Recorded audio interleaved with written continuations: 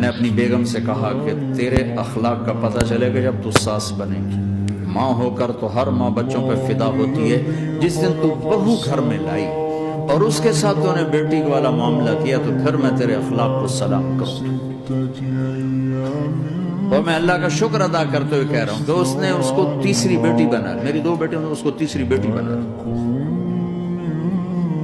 اور میں نے اسے سمجھایا کہ دیکھو میرا اور تیرا یوسف کی بیوی پر کوئی حق نہیں، میرے بڑے بیٹے کا نام، میں کہا تیرا اور میرا آنے والی پر کوئی حق نہیں ہے، وہ ہمیں پوچھے اس کا احسان ہے، وہ نہ پوچھے تو کبھی اسے گلا نہ بنانا، کیونکہ اس کے ذمہ ہی کوئی نہیں۔ یوسف کے ذمہ ہے تیری میری خدمت کرے، حال پوچھے، لیکن اس کی بیگم کے ذمہ تیرا اور میرا کوئی حق نہیں ہے۔